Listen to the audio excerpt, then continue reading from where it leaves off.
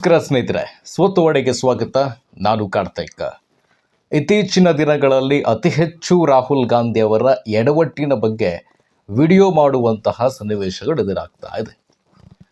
ದೇಶದಾದ್ಯಂತ E20 ಪೆಟ್ರೋಲ್ಗೆ ಸಂಬಂಧಪಟ್ಟಂತೆ ದೊಡ್ಡ ಮಟ್ಟಿಗೆ ಅಲ್ಲದಿದ್ದರೂ ಕೂಡ ಚರ್ಚೆಯಂತೂ ನಡೀತಾ ಇದೆ. ಈ ಕುರಿತು ದೆಹಲಿಯಲ್ಲಿ ಚಾಲಕರಿಂದ ಪ್ರತಿಭಟನೆ ಕೂಡ ಆಯಿತು.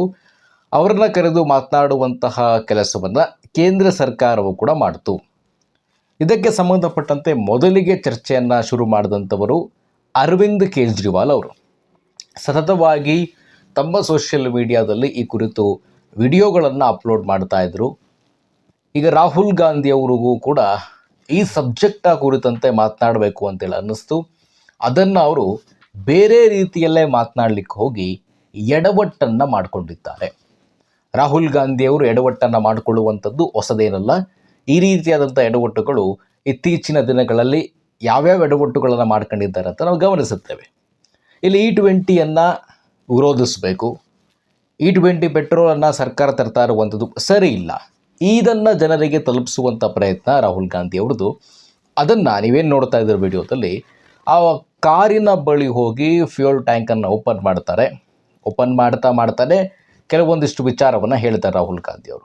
ಈ ಒಟ್ಟಾರೆಯಾಗಿ E20 ಪೆಟ್ರೋಲನ್ನು ತರ್ತಾ ಇರುವಂಥದ್ದು ಸರಿ ಇಲ್ಲ, ಡೆಸ್ಟ್ರಾಯಿಂಗ್ ದ ಕಾರ್ಸ್ ಅನ್ನುವಂಥ ರೀತಿಯಲ್ಲಿ ಮಾತನಾಡ್ತಾರೆ.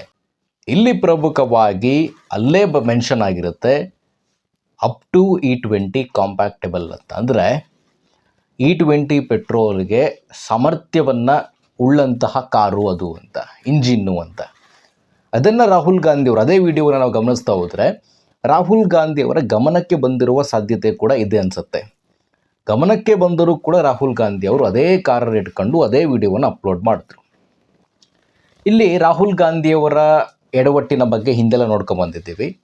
ಅವರ ಜೊತೆಗಿರೋರ ಬಗ್ಗೆಯೂ ಕೂಡ ಪ್ರಶ್ನೆ ಮೂಡುತ್ತೆ.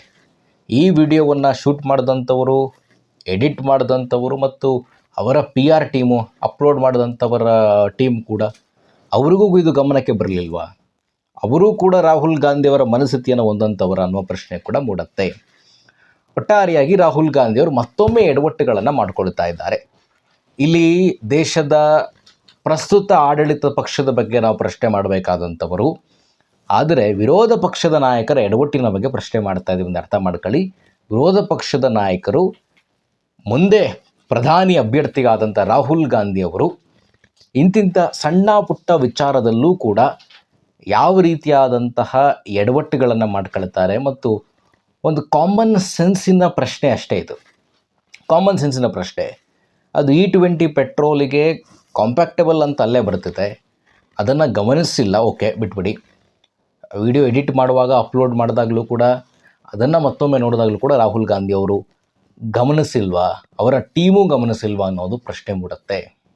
ನೋಡಿ, E20 ಪೆಟ್ರೋಲ್ ಅಂದರೆ ಏನು ನಿಮ್ಗೆ ಗೊತ್ತಿರುತ್ತೆ. 80% ಪೆಟ್ರೋಲ್ ಮತ್ತು ಇನ್ನು 20% ಎಥನಾಲ್ ಇರುವಂಥ ಪೆಟ್ರೋಲ್. ಆ ಕಾರು ರಾಹುಲ್ ಗಾಂಧಿಯವರ ಟೊಯೋಟೋ ಕಾರು, ಅದಕ್ಕೆ ಹೊಂದಿಕೊಳ್ಳುವಂತಹ ಕಾರು. ಯಾವುದೇ ಸಮಸ್ಯೆಗಳನ್ನು E20ಯಿಂದ ಇಂಜಿನ್ನ ಡ್ಯಾಮೇಜ್ ಆಗಿರ್ಬೋದು, ಮೈಲೇಜ್ನಲ್ಲಿ ಏರುಪೇರು ಮಾಡುವಂಥದ್ದಲ್ಲ. ಒಟ್ಟಾರೆಯಾಗಿ ನಾನು ಕೇಂದ್ರ ಸರ್ಕಾರದ ಪ್ರತಿಯೊಂದು ನಿಲುವನ್ನು ವಿರೋಧಿಸಬೇಕು ಅನ್ನುವಂಥದ್ದನ್ನು ರಾಹುಲ್ ಗಾಂಧಿಯವರ ಮನಸ್ಥಿತಿ ತೋರಿಸ್ತಾ ಇದೆ. ಒಂದು ಕಡೆ ಅಮಿತ್ ಶಾ, ನರೇಂದ್ರ ಮೋದಿಯವರು ನಾಳೆ ಸೋಮವಾರ FCRA, ಅದರಲ್ಲೂ ಪ್ರಮುಖವಾಗಿ ಡಿಲಿಮಿಟೇಷನ್ ಬಿಲ್ಲಿನ ಬಗ್ಗೆ ತಲೆ ಕೆಡಿಸ್ಕೊಂಡಿದ್ರೆ, ಡಿಲಿಮಿಟೇಷನ್ ಬಿಲ್ಲನ್ನು ಮಂಡನೆ ಮಾಡಲಿಕ್ಕೆ ವಿರೋಧ ಪಕ್ಷದವರನ್ನ, ಸಂಸದರನ್ನ ಯಾವ ರೀತಿಯಾಗಿ ತಮ್ಮತ್ತ ಸೆಳಿಬೇಕು, ಅದರಲ್ಲೂ ತತ್ವ ಸಿದ್ಧಾಂತದಲ್ಲಿ ಆಪೋಸಿಟ್ ಆಗಿರುವಂತಹ DMKಯನ್ನು ಯಾವ ರೀತಿ ತಮ್ಮ ಕಡೆ ಮಾಡಿಕೊಳ್ಬೇಕು ಅನ್ನೋದ್ರ ಬಗ್ಗೆ ಚರ್ಚೆ ಮಾಡ್ತಾ ಇದ್ದಾರೆ. ರಾಹುಲ್ ಗಾಂಧಿ ಅವರು ಅದ್ರ ಬಗ್ಗೆ ತಲೆಯನ್ನು ಕೆಡಿಸಿಕೊಂಡಿರುವಂತೆ ಕಾಣಿಸ್ತಾನೇ ಇಲ್ಲ. ಡಿಲಿಮಿಟೇಷನ್ ಬಿಲ್ ಬಂದರೆ ಏನಾಗುತ್ತೆ? ಡಿಲಿಮಿಟೇಷನ್ ಬಿಲ್ ಬಂದರೆ ಇನ್ನೊಂದು ಲೆಕ್ಕಾಚಾರ ನೋಡಿ, ಕರ್ನಾಟಕದ ಎಲೆಕ್ಷನ್ 28ಕ್ಕೆ ಆಗುವ ಸಾಧ್ಯತೆ ಕಡಿಮೆ. ಉತ್ತರ ಪ್ರದೇಶದ ಆಗುತ್ತೆ ಮುಂದಿನ ವರ್ಷ. ಈ ಲೆಕ್ಕಾಚಾರಗಳು ಕೂಡ ಒಂದು ಕಡೆ ಓಡಾಡ್ತಾ ಇದೆ. ಇದರ ಬಗ್ಗೆ ತಲೆ ಕೆಡಿಸಿಕೊಳ್ಳದ ರಾಹುಲ್ ಗಾಂಧಿ ಅವರು ನೀಟ್ ಪ್ರತಿಭಟನೆ ಅಂತೇಳಿ ಶುರು ಮಾಡ್ತಾರೆ, ಫಾರಿನ್ಗೆ ಹೋಗಿ ಕೂತ್ಕೊಳ್ತಾರೆ. ಈ ಹಿಂದೆ ಓಟ್ ಚೋರಿ ಹೆಸರಲ್ಲಿ ಯಾವ್ಯಾವ ರೀತಿ ಪ್ರತಿಭಟನೆಯನ್ನು ಮಾಡಿ ಅದನ್ನು ಸಾಬೀತುಪಡಿಸೋಕ್ಕಾಗದೆ ಇನ್ನೂ ಕೂಡ ಹೋರಾಡ್ತಾ ಇದ್ದಾರೆ ರಾಹುಲ್ ಗಾಂಧಿಯವರು. ಈ ರೀತಿ ಒಂದು ಸುಳ್ಳು ಆರೋಪಗಳನ್ನು, ಜೊತೆಯಲ್ಲಿ ಈ ರೀತಿ ಒಂದು E20 ಕಾರ್ E20 ಪೆಟ್ರೋಲ್ಗೆ ಕಾಂಪ್ಯಾಕ್ಟಬಲ್ ಇರುವಂತಹ ಇಂಜಿನ್ ಕಾರ್ಗಳನ್ನು ತೋರಿಸ್ಬಿಟ್ಟು ನೋಡಿ E20 ಬಗ್ಗೆ ಚರ್ಚೆ ಮಾಡುವಂಥದ್ದು. ದೇಶದ ಜನ 2014ಕ್ಕೂ ಮುಂಚೆ ನೀವೇನು ಹೇಳಿದ್ರೂ ಕೂಡ ತಲೆಯನ್ನು ಅಲುಗಾಡಿಸುವಂಥವರಲ್ಲ. ಈಗ ನೀವೇನು ಹೇಳಿದ್ರೂ ಕೂಡ ಕೇಳುವಂಥವರಲ್ಲ, ಪ್ರಶ್ನೆ ಮಾಡ್ತಾರೆ. ಜೆನ್ಸಿಗಳು ನಮ್ಮಂಥವರು ಪ್ರತಿಯೊಂದನ್ನು ಕೂಡ ಸೂಕ್ಷ್ಮವಾಗಿ ಗಮನಿಸ್ತಾರೆ. ನೀವೇನೇ ಹೇಳಿದ್ರೂ ಕೂಡ ತಲೆ ಅಲ್ಲಾಡಿಸ್ಕೊಂಡು ನಿಮಗೆ ಮತವನ್ನು ಹಾಕುವಂಥವ್ರಲ್ಲ. ಜೆನ್ಸಿಗಳನ್ನು ನಿಮ್ಮ ಹಿಡಿತಕ್ಕೆ ತೆಗೆದುಕೊಳ್ಬೇಕು ಅಂತೇಳಿ ಆ ಕಡೆ ಕಾಂಗ್ರೆಸ್ನವರು, BJPಯವರು ಎಲ್ಲರೂ ಪ್ರಯತ್ನ ಪಡ್ತಾ ಇದ್ದಾರೆ. ಕೆಲವು ಜೆನ್ಸಿಗಳು ದಾರಿ ತಪ್ಪಿರ್ಬೋದು, ಚಿಕಿತ್ಸಕ ಬುದ್ಧಿ, ವಿಮರ್ಶಕ ಬುದ್ಧಿ ಇಲ್ಲದೆ ಇರಬಹುದು, ಯಾರಿಗೆ ವೋಟ್ ಮಾಡಬೇಕು ಅನ್ನೋದರ ಬಗ್ಗೆಯೂ ಅಷ್ಟೊಂದು ತಲೆ ಕೆಡಿಸ್ಕೊಳ್ಳದೆ ಇರ್ಬೋದು. ಬಹುತೇಕ ಜೆನ್ಸಿಗಳಿಗೆ ಅರಿವಿದೆ ಯಾರು ದೇಶದ ಭವಿಷ್ಯ, ಯಾರಿಗೆ ಮತವನ್ನು ನೀಡಿದರೆ ನಮ್ಮ ದೇಶ ಸುರಕ್ಷಿತವಾಗಿರುತ್ತೆ in terms of all, economy, ಭದ್ರತೆ ಎಲ್ಲವೂ ಸೇರಿದಂತೆ ಅದು ಜೆನ್ಸಿಗಳು ಅರಿತುಕೊಂಡಿದ್ದಾರೆ. ಈ ರೀತಿಯಾಗಿ E20 ಕಾಂಪ್ಯಾಕ್ಟಬಲ್ ಇದೊಂದು ಉದಾಹರಣೆ ಅಷ್ಟೇ. ಹಿಂದೆಲ್ಲ ನೋಡಿದ್ದೀವಿ ರಾಹುಲ್ ಗಾಂಧಿಯವರು ಯಾವ್ಯಾವ ರೀತಿಯಾದಂತಹ ಸನ್ನಿವೇಶಗಳಲ್ಲಿ ಏನೇನು ಮಾತನಾಡಿದ್ದಾರೆ, ವೇದಿಕೆ ಭಾಷಣಗಳಲ್ಲಿ ಯಾವ್ಯಾವ ರೀತಿ ಜೋಕ್ಸ್ಗಳನ್ನು ಮಾಡುವ ಬರದಲ್ಲಿ ಏನೇನು ಮಾತನಾಡಿದ್ದಾರೆ ಅನ್ನುವಂಥದ್ದನ್ನು ಗಮನಿಸಿದ್ದೇವೆ. ಒಟ್ಟಾರೆಯಾಗಿ ಇವೆಲ್ಲವೂ ಕೂಡ ರಾಹುಲ್ ಗಾಂಧಿಗೆ ಮಾರಕವೇ ಆಗುತ್ತೆ. ಆ ವಿಡಿಯೋ ಸ್ಟಿಲ್ ಇನ್ನು ಅವ್ರ ಇನ್ಸ್ಟಾಗ್ರಾಮ್ ಪೇಜ್ಗಳಲ್ಲಿದೆ. ಎಷ್ಟೇ ಚರ್ಚೆ ಆದರೂ ಕೂಡ ನಾನು ಇಲ್ಲಿ ಪ್ರಮುಖವಾದ ಪ್ರಶ್ನೆಯಲ್ಲಿ ಬೇಸಿಕ್ ಪ್ರಶ್ನೆ ಮೂಡ್ತಾ ಇರೋದು, ಏನೋ ರಾಹುಲ್ ಗಾಂಧಿಯವರು ವಿಡಿಯೋ ರೆಕಾರ್ಡ್ ಮಾಡಿ ಹೋದರು, ಅದನ್ನು ಎಡಿಟ್ ಮಾಡಿದವರು, ಅದನ್ನು ಅಪ್ಲೋಡ್ ಮಾಡಿದವರು, ಅವ್ರಿಗೂ ಕೂಡ ಇದ್ರ ಬಗ್ಗೆ ಗೊತ್ತಿಲ್ವಾ? ಅದು ಏನು ಕಾಣಿಸ್ತಾ ಇದೆ ದೊಡ್ಡ ಮಟ್ಟಿಗೆ E20 ಕಾಂಪ್ಯಾಕ್ಟಬಲ್ ಇಂಜಿನ್ ಪೆಟ್ರೋಲ್ ಅಂತ. ಈ ರೀತಿಯ ಸಣ್ಣ ಸಣ್ಣ ಎಡವಟ್ಟುಗಳೇ ಮುಂದೆ ಮಾರಕವಾಗಿ ಹೋಗ್ತವೆ ರಾಹುಲ್ ಗಾಂಧಿಯವರಿಗೆ. ಈ ನಾಳೆಯಿಂದ ರಾಷ್ಟ್ರ ರಾಜಕಾರಣ ಒಂದು ರೀತಿಯಾಗಿ ಕುತೂಹಲಕಾರಿಯಾಗಿರುತ್ತೆ.